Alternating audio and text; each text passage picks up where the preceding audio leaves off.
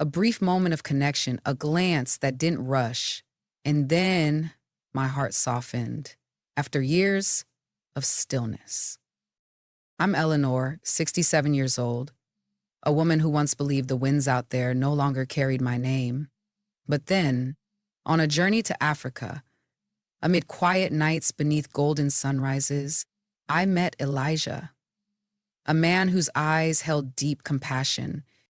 I wasn't searching for love. I just wanted to live, truly live. Do you believe that the most beautiful connections sometimes come late, but reach deeper than anything we've ever known? Watch until the end and share your thoughts. Because sometimes, even a single comment can touch the heart of someone who needs healing. Eleanor never thought she would fall in love again. At an age when most people had chosen peace as a way of life, she had come to believe her heart had quietly closed, not from pain, but because time had slowly cooled her desire to reach for someone's hand. 2 years earlier, her husband had passed away after a long illness. Their goodbye was gentle, quiet, just like the life they had shared for over 30 years. There was no blame, no dramatic tears, only a still emptiness remained, and in that silence, Eleanor carried on. She moved into a smaller apartment in the suburbs. Every morning, she brewed a pot of black tea and played her husband's favorite record, an old jazz tune he always put on every Sunday morning. Eleanor learned to grocery shop alone, to change light bulbs by herself, to handle the tasks that once belonged to two. She took pride in that independence, but that same independence made her forget how to need someone. Eleanor's only daughter, Emily, had married and moved over 300 miles away. They still called each other every week, sometimes long conversations, sometimes just a good night text. Emily cared deeply for her, but there was always a quiet distance between them. Perhaps because Eleanor always acted fine and Emily didn't want to intrude. They loved each other, but in the way strong women often do, each assuming the other is okay. And so, that spring, Eleanor did something she had put off for years. She went alone to the place she and her husband had always dreamed of visiting, a journey to explore Africa. Not for the sake of travel, but because she needed a shift. She needed new scenery to ask herself, what am I still living for? The airport buzzed with energy, but Eleanor felt strangely out of place.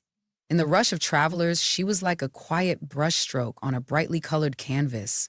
Young people hurried with suitcases, couples held hands. She sat still in the waiting area, one hand resting on an old leather bag, eyes fixed on the window reflecting the pale gray sky.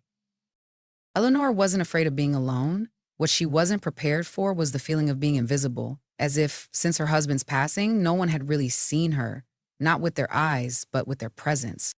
The flight to Kenya was over 10 hours. During the journey, Eleanor read an old novel, sipped juice, and nodded politely at the strangers beside her. She still carried her signature grace, silver hair neatly pinned up, a crisp white blouse, and calm, observant eyes. But inside there was a faint tapping, like a silver spoon on fine porcelain, reminding her she hadn't truly let go. When she landed in Africa, Eleanor wasn't expecting anything miraculous. She just wanted to feel new again, if only for a moment. And it was in that moment, free of expectation, that everything quietly began. In the soft afternoon sunlight of Nairobi, the breeze drifting through palm trees and birds calling in the distance, Eleanor stood waiting for her luggage, her silk scarf fluttering gently. There was a stillness to her posture, as if she belonged to this place, even though she had just arrived. And then a warm voice spoke beside her. "Do you need help with that suitcase?" A tall man with bright eyes and a calm presence asked in polished English, laced with a trace of African cadence. Eleanor turned, surprised by his presence, not because he was young, but because in his eyes was something rare. He saw her. Eleanor gave a soft smile and nodded. "Thank you. I don't think I'll turn down a bit of kindness." The next morning, Eleanor woke earlier than usual. The Nairobi sky was painted in a soft orange hue, gentle like a greeting from a faraway land to someone learning how to open her heart again. She made her way down to the hotel lobby, holding a small notebook and the old camera her husband had once cherished. Today would be her first ever safari. The Jeep arrived right on time. It was beige, lightly coated in dust, a quiet testament to the many journeys it had seen before. The driver stepped out, young, tall, with bright, friendly eyes. He offered a polite nod. "Good morning, ma'am. I'm Elijah, your guide for the day," he said, his voice deep and calm, with a softness that seemed born from years spent close to nature. Eleanor gave a slight nod. "I'm Eleanor. It's lovely to meet you." Elijah helped her into the vehicle, then turned to assist the other passengers, a couple from Italy, a family from Japan, and a photographer from Canada. The ride was peaceful, quiet, filled only with the sound of cameras clicking and tires rolling over red earth. But even in the group, Elijah instinctively kept an eye on Eleanor. While the others snapped photos of antelope darting across the horizon, he quietly approached her. "Have you ever been to Africa before?" he asked, his tone not prying, just genuinely open. "Never," Eleanor replied, her voice steadying despite the slight tremble. "My husband always wanted to come, but we never got the chance." Elijah was silent for a moment, then looked out toward the horizon. "I lost my father when I was very young. My mother used to say that some people, even when they're no longer here, still walk beside us every step of the way. Maybe you're still traveling with him, just in a different way." The words caught Eleanor off guard, not because they were profound, but because they came from someone so young in such an ordinary moment. She smiled softly and nodded. "Maybe you're right." That afternoon, when the group stopped to rest at a small camp in the middle of the savannah, Elijah led Eleanor to a raised mound overlooking the plains. The sky had turned the color of golden honey, and giraffes ambled quietly near the trees. "This is where I come when I need quiet," Elijah said. "I thought you might like it." Eleanor stood still, taking in the view. For a moment, it felt like she had stepped into another world. No phone calls, no schedules, no empty chairs at the dinner table, just wind and the feeling of truly breathing again. "Thank you, Elijah," she said softly. "I don't know why, but I feel lighter." Elijah didn't reply. He simply nodded, then sat beside her, both of them silently watching the sun set. Back at camp, Elijah gently asked, "Would you like to have dinner outside with me and a few from the group? If you're not comfortable, I completely understand." Eleanor hesitated. Years of caution made her want to say no, but when she looked at his face, open, sincere, without pressure, she nodded. "As long as I can sit near the fire. I always get cold when the sun goes down." Elijah laughed. "I'll save you the best seat, closest to the flames." That night, Eleanor sat by the fire, talking with Elijah in a circle of strangers who somehow felt familiar. Her laughter rang out lightly, carrying something both old and new, like a beloved blanket freshly washed and scented once more. And in her heart, a small green shoot began to rise. The third afternoon at the reserve passed in an unhurried rhythm, as if everything was breathing in time with the wind and light. Eleanor sat alone under the wooden awning, a cup of tea gone cold in her hand. In the distance, the sunset began to wash the trees in gold, and birdsong echoed like the soundtrack of an old memory. Elijah approached, carrying a folding chair and a small wooden box. "I thought you might enjoy tonight's sunset. The sky's just clear enough and the breeze feels like a gentle hello," he said softly, as if asking permission to enter a space he wasn't sure he was welcome in. Eleanor smiled. "You always seem to know when to appear." Elijah sat beside her, keeping a polite distance. The wooden box he brought held a small tea set, and soon the scent of hot mint leaves drifted through the air. "Nothing better for conversation than a late afternoon cup of tea," he said. Eleanor took a sip, then set the cup down, her eyes still fixed on the horizon. "Elijah," she began, her voice low, "do you ever feel like you're living two lives? One everyone sees and one only you know?" Elijah was silent for a long moment. "Yes," he said. "One for the job, the smiles, the stories, and one I carry inside. Memories, pain, the things no one asks about." Eleanor turned to look at him. In the fading light, his face looked both young and weathered. "I used to think loneliness was the worst thing, but then I realized the worst is having no one you want to share anything with." He nodded, not answering right away. Instead, he poured more tea for both of them. "I don't know what you're carrying," Elijah said gently, But I do know the feeling when everything inside you becomes so quiet, it's like even your own voice starts to fade. That stopped Eleanor, not just because of the empathy in his words, but because he had named something she had never spoken aloud. They sat together in silence for a long time. Not the awkward kind, but the rare kind where two people don't try to fill space, but simply share it. Night fell slowly. Elijah lifted a hand and pointed to the stars beginning to rise over the horizon. When I was a kid, my father used to say, "You don't get to choose your star, but you can choose where to stand and look at it." He smiled softly. Maybe that's all we really need. A place to be still, a moment to breathe.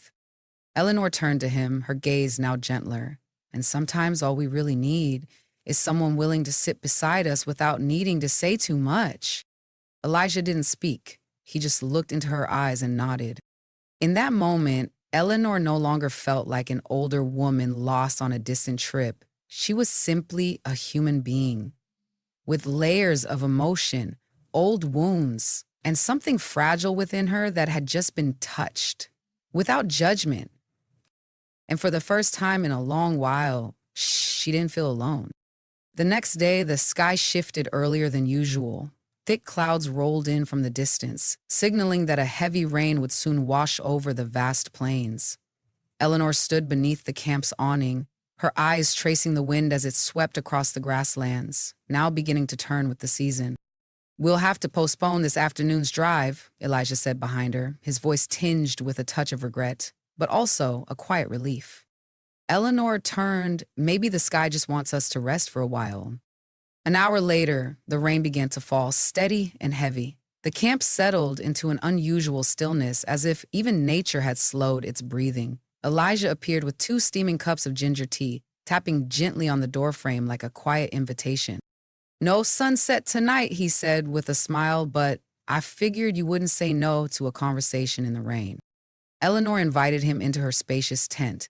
They sat across from each other on simple wooden chairs, the soft glow of an oil lamp warming the space. The sound of rain on canvas above was steady, soothing, like a lullaby for the soul. "You've spoken about your father," Eleanor began, "but you've never mentioned your mother." Elijah smiled lightly without avoidance. "She passed when I was very young. Sometimes I wonder if the memories I have are truly mine or just pieces from other stories. But one thing I remember clearly, her hands. I may have forgotten her face, but I still remember the feeling of her holding my hand when I was scared." Eleanor felt a weight settle gently in her chest. "Maybe emotion is the only thing we hold on to longer than memory," she said softly. Elijah looked at her, his expression no longer boyish and open, but thoughtful, grounded. "What about you? Is there something you've never said out loud, but carry with you every day?" Eleanor looked out the opening of the tent. The rain still fell. "I used to be very good at enduring," she began, her voice steady but heavy. "I thought being strong meant getting through loss without burdening anyone, but I came to realize no one knew I was hurting because I'd become too good at hiding it." Elijah didn't respond. He simply rested his hand on the edge of the table, close but not quite touching hers. A quiet gesture, one that made Eleanor feel seen without pressure. "When I lost my husband, I didn't just lose a person. I lost a role. I lost the things that made me feel like I mattered," she continued. "Everyone thought I was fine because I didn't cry much, because I kept living.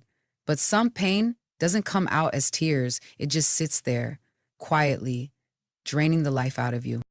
Elijah bowed his head slightly, his voice low. "Sometimes I think the ones who stay silent the longest are the ones who need to be asked the most." The words felt like a key turning in a lock somewhere deep within Eleanor. She smiled, this time a real smile. "You always know what to say, Elijah." "Not always," he replied, "but I'm learning. Because of you." Outside, the rain softened, tapering off into a peaceful hush. Inside the tent, the small space held 2 people, not bound, not promised, just 2 hearts, quietly finding rhythm again in the stillness where no one had reached for so long. The next morning, when Eleanor woke, the rain had stopped. The sun had just begun to rise, casting a thin line of light across the tent roof, gently gilding the dark threads of her earth-toned wool blanket. She sat up, still for a few seconds, then reached for the scarf at the foot of the bed and wrapped it softly around her shoulders. Outside, the air had noticeably softened after the night's storm. The ground was still damp, the leaves still holding drops of water, but the whole camp felt freshly rinsed of some quiet fatigue.